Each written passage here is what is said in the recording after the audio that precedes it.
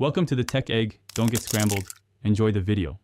You start by opening Settings and going directly to your account or profile section. This is where Phone Fields live.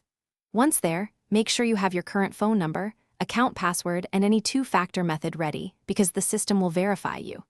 If you aren't connected, reconnect Wi-Fi or cellular now, since verification text or call must reach you. This avoids dead ends, so prepare credentials and network first, and then tap Edit or Phone Number to begin changing it. You'll now enter the new number. Tap Edit next to phone number, choose the correct country code, and type the digits carefully. Once entered, press Verify or Send Code so the service can confirm ownership. This step prevents account takeover. When the SMS or voice call arrives, enter the code exactly as shown. If you don't, request a new code after 30 seconds. Make sure to watch for confirmation on screen, because that indicates the change was accepted and linked to your account.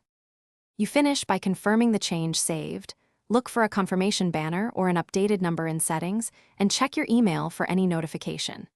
If the code never arrives, don't panic.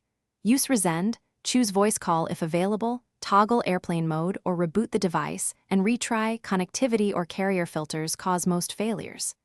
If those steps fail repeatedly, contact support with your account ID and describe the verification attempts, because they can reset the process or verify ownership manually. Thanks for watching. Consider subscribing if I helped unscramble your problems.